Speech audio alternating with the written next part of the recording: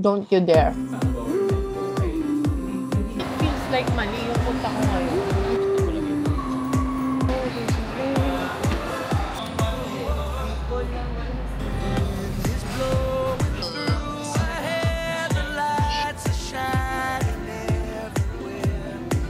Which one is better?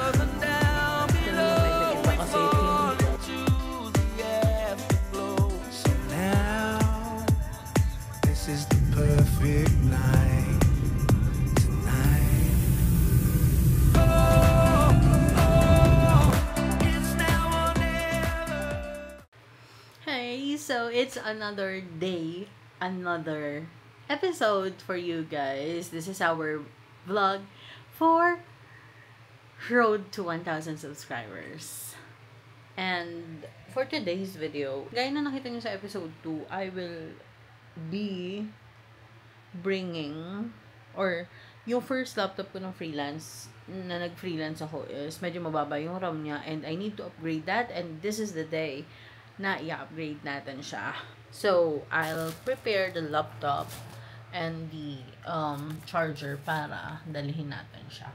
Yeah, this is the laptop and I will put it here. Yan. Okay natin siya dito. At ito ang ating dadalhing bag para ma-upgrade siya. Also, I think I will bring the charger para sure. And yeah, that's it. So, ang gagawin natin ay maliligo na muna tayo. So, I am wearing bench shirt. Ito yung bench shirt na minodel ni Pablo last year. I think last year yun. And ngayon ko pa lang siya sinuot. Then, just wearing short, wearing socks, and of course, my shoes. This is New Balance rubber shoes na binili ko pa 2 years ago yata. And hindi naman ako lumalabas sa bahay, so I don't think necessary na meron akong laging bagong sapatos, right? Yeah, so dito na yung grab natin. Wait na lang natin siya. She moves like a map with no borders, a whisper caught in the wind. I see her boots at the corner cafe with a notebook and a grin. She's chasing skies I've never named while I stay in. Parang it feels like mali yung punta ko ngayon. Ang daming tao, sobra, pero let's try. Kasi papaayos ako ng laptop. Kailangan na natin siyang i-upgrade. And alam mo, very wrong talaga na nagdala pa ako ng ganito. Dapat binakpa ko na lang talaga lahat. So, let's go. So, kung saan ko binili yung laptop? Let's just go to Compline.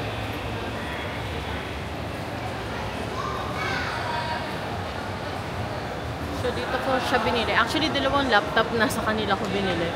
Pero, yung third laptop na gusto kong bilhin would be ano po, RAM. Ng Asus. Nakalimutan ko yung Patik natin ma'am kung anong frequency. Available na RAM na pwede sa Dalawang 16 ba lagay mo?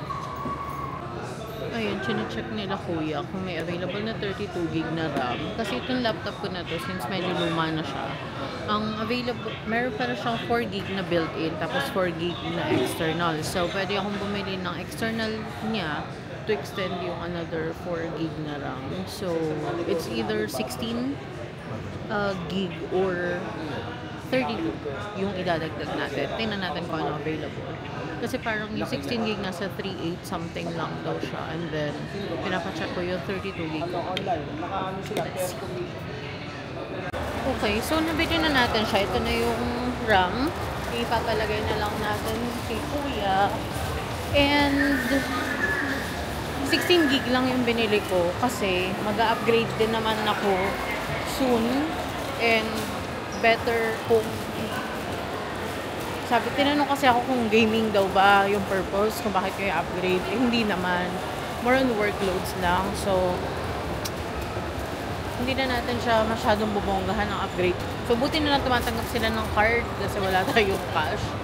Or as much as possible, ayoko nagpe-pay ng cash kasi magandang nagagamit ninyo yung credit card ninyo sa mga purchases ninyo kahit may cash kayo or may credit card kayo. Gamitin niyo yung credit card ninyo kasi mas maganda siya. Yun. So, babalik na tayo dito sa Compton. Ayan na, babalik tayo kay Kuya.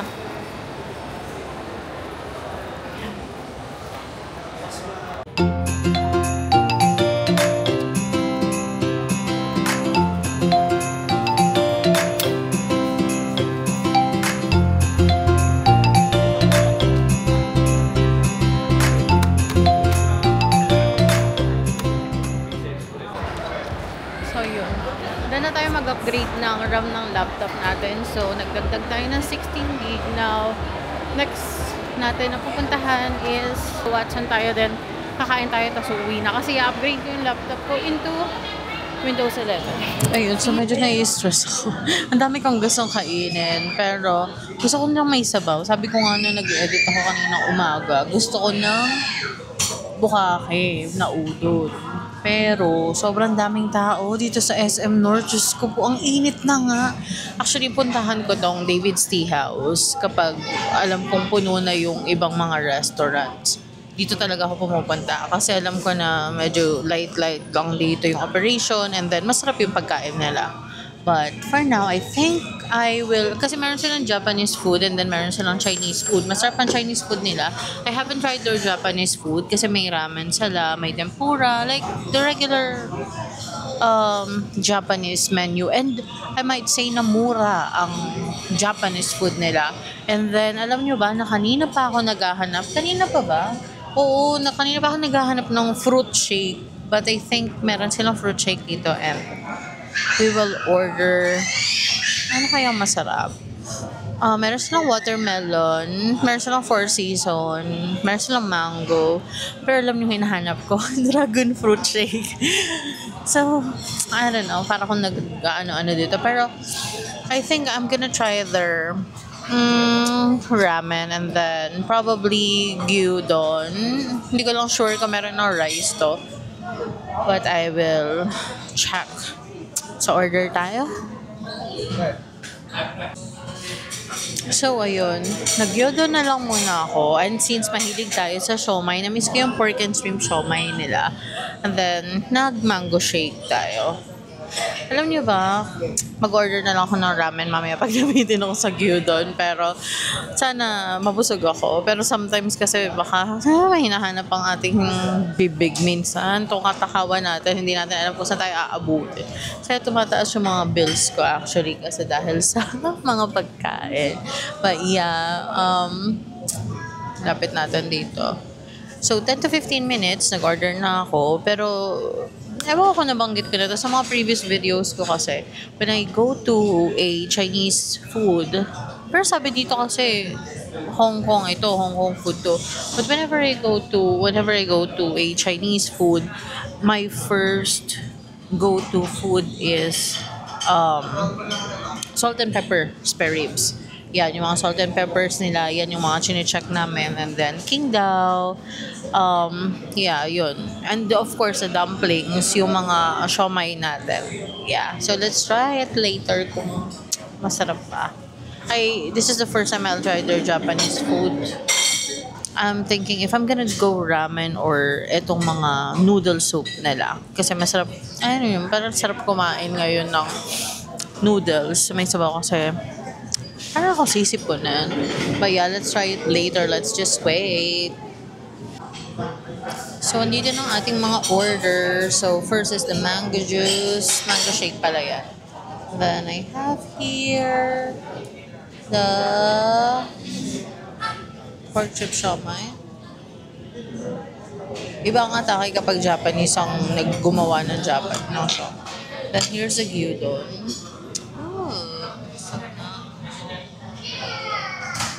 So, isa pa pala sa lagi kong reason kung bakit ako mahilig mag-Chinese food is because yung chili sauce nila. Chili sauce nila is one of the best chili sauce in the world. One of the best, but I think they are the best. Or dahil yun pa lang yung mga natitikman ko, hindi ko pa natitikman yung mga ibang chili sauce. But their chili sauce is nice. Pag sinabing Chinese, winner yan when it comes to chili sauce. So, ang nice lang kasi may mga kanya-kanyang mundo yung mga tao dito. They don't look. So, yung chili sauce nila, it's so nice. Basta Chinese food, Chinese ang gumawa. I mean, timplang Chinese na chili sauce. Masarap to. For sure yan.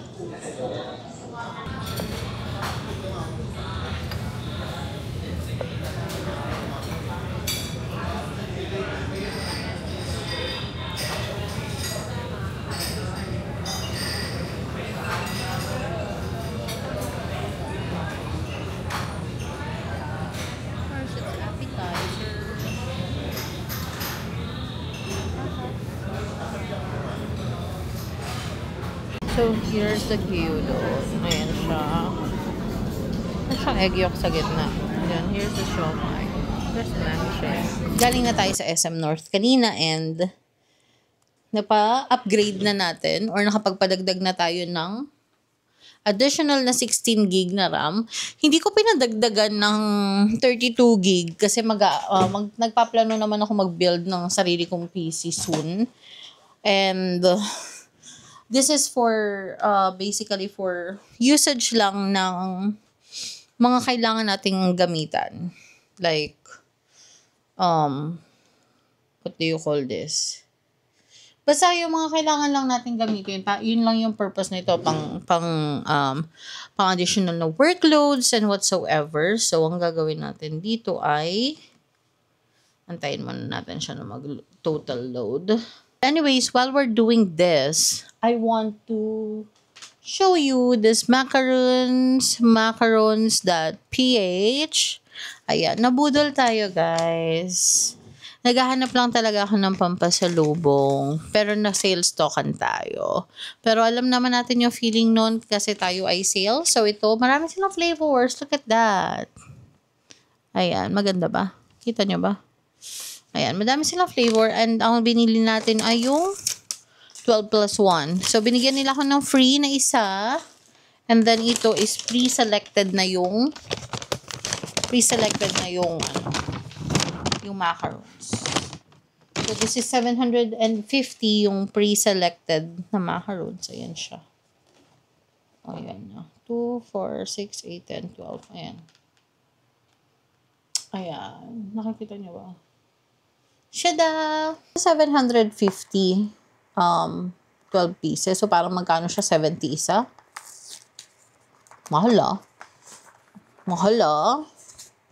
But yeah, that's it. Look at that. Wow. Ganda. Gave me free matcha flavor. Ayan siya. If you can see it. Oh my God. This is so beautiful. Let's taste test.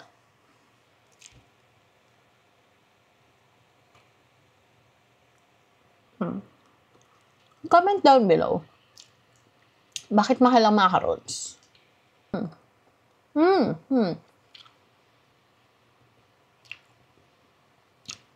Tapang na matcha, girl. Tapang na matcha.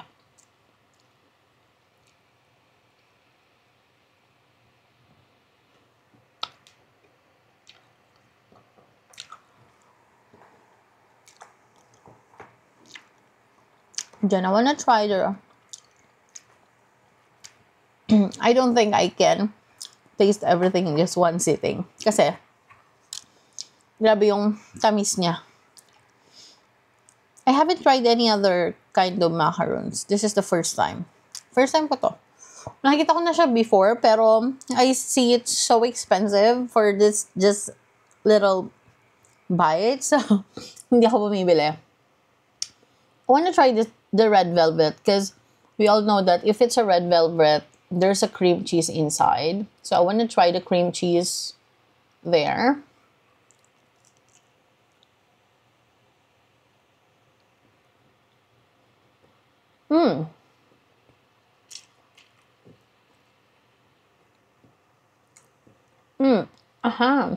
Sarap.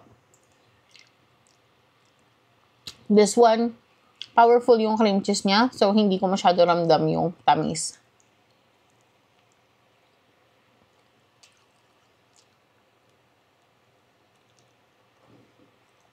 Ah, yeah.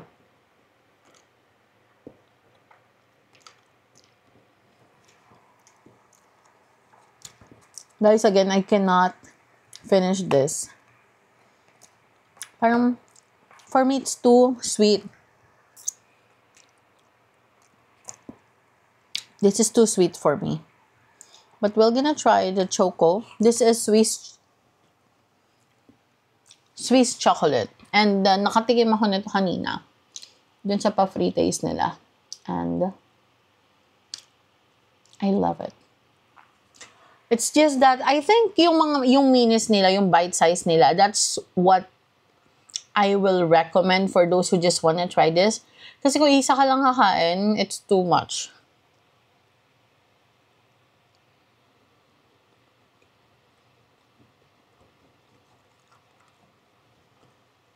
The Swiss chocolate is the one that makes this special.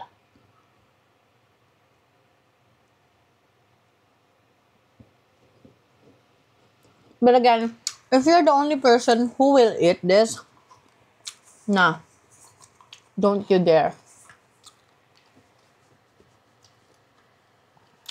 They have other options naman doon. Like, they have other options na parang box of 3 lang, pero same flavors, box of 8.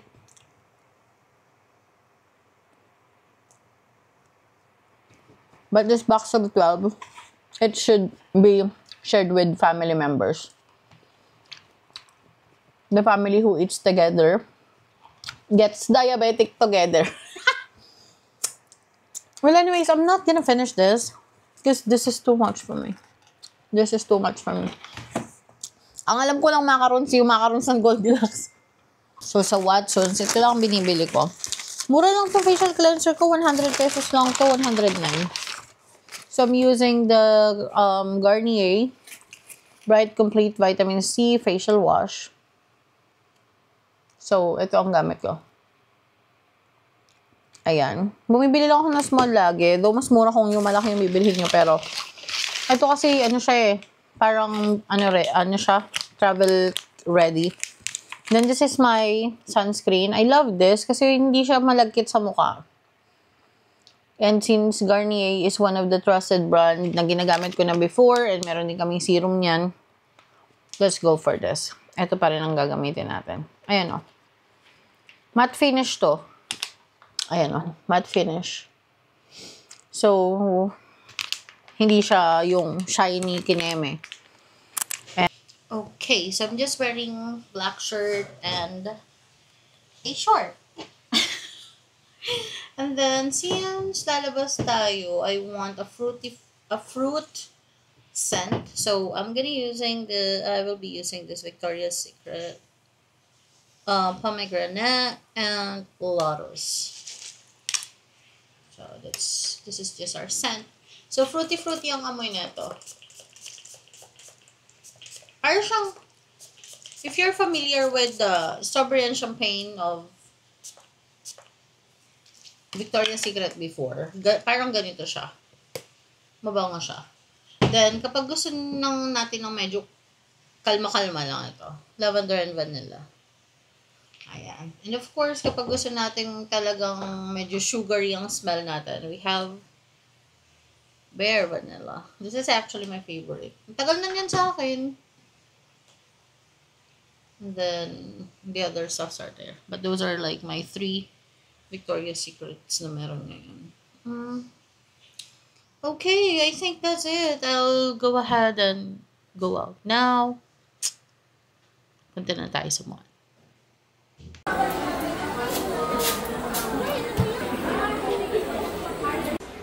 about this? Parang ang laki naman na niya masyado. Ito maganda. Ito naman brown siya. Ganda na ito. Ang bet ko na siya. Ganda. I like it. Pero hindi ba siya nakakatanda? Hindi ba siya mukhang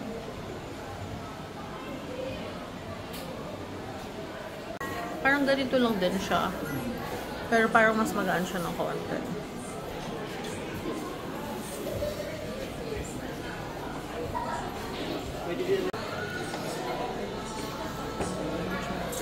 Pero parang feeling ko kasi kamukha nung niya to. Salamin. Ito naman medyo iba kasi itim.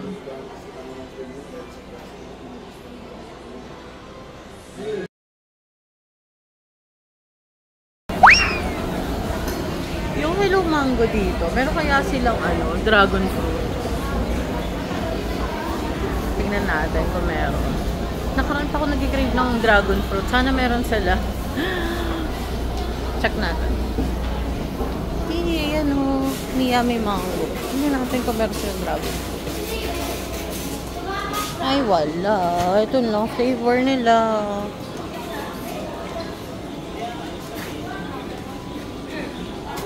Bigo na naman tayo. Na tayo makita na may dragon fruit shake. Sakot na tayo sa iba. Okay, so since sira yung juicer natin, nakakita ako dito sa surplus. Ito. 699 lang siya. Ito na siya. Malaki. Ayan, juicer. Malaki-laki na to. And then, meron dito tagpa 500 lang.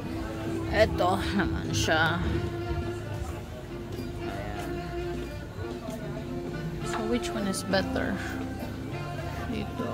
Ano lang ba yung laki ng blade? Ganyan yung blade na to. At least alam ko na. Hindi na ako masyado mag-iikot. And then, ito. Mas malaki to. So, parang mas tapos ito yung mga colors. Which one is cute? Oh my god, ito siya. So, para siyang ganito. Tapos ito, i-blend mo siya. May kasama siya takot. 699 lang. Nice.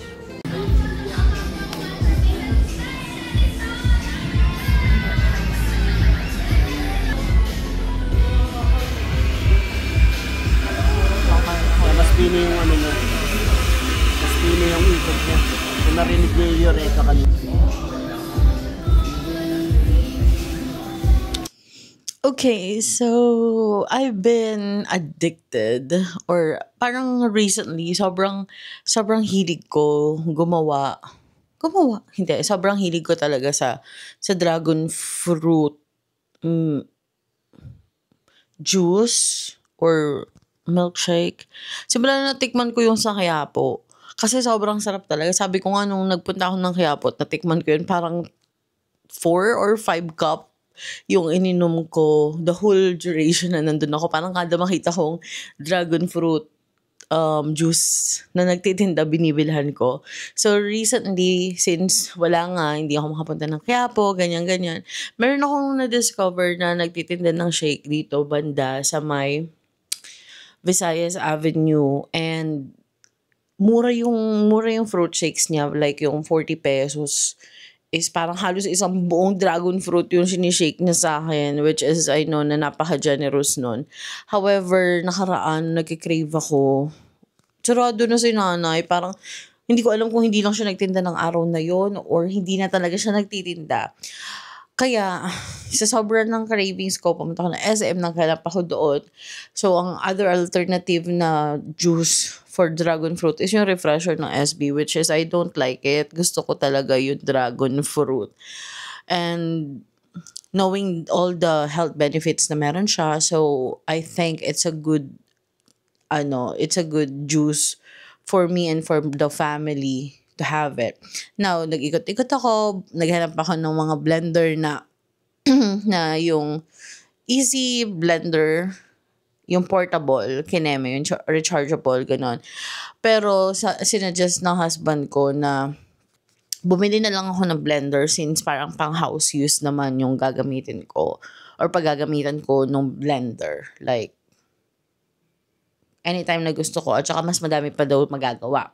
So, bumili ako ng blender kahapon and bumili ako ng mga konting fruits sa groceries and I tried doing some healthy smoothies and hindi ko kayo nasama kagabi, but what I did last night is a dragon fruit with banana, with Greek plain yogurt, and chia. Tapos nagdagdag lang ako ng konting water para mas madaling ma-blend yung fruits. And then, yun na. So, ngayon, gagawa tayo ng melon yogurt smoothie. And papatikim natin kay Mama. Let's go. Gagawa tayong melon shake. Let's use half. One.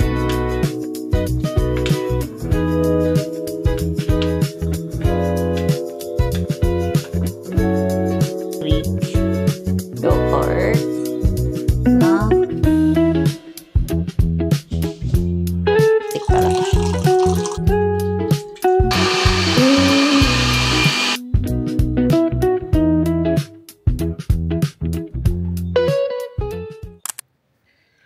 Okay, so today is October 9 and pupunta tayo sa shooting ni Unbiased kasi hindi pa ako nakaka-attend ng shoot niya after ng second episode niya, I guess. And very special ng mga guests niya today. And I'll just put a snippet in there after this video. I'm just waiting for my car. Ang lakas ng ulan. Actually, kala ko hindi pa ako makakapunta. So, they are shooting second episode na daw. So, I hope na maabutan pa natin yung ibang mga conversation ng mga guests niya because they are very interesting. And the topic is very interesting to very napapanahon. It's trending. So, I'll just put some snippets in there. Sana may abutan pa nga ako. Yun nga. And then, I'm just wearing a black shirt, gray pants, and this. And then, I'm gonna wear a gray jacket kasi it's raining para hindi na tayo masyadong mag-effort and hindi naman tayo ang main character doon, so we don't need to be so maganda. We just wanna be there so we can watch the episode and dalhin ko kayo doon. Just watch on the next part of this video. Bye-bye! Hindi na ako magdadala ng camera. I'm just gonna use my phone.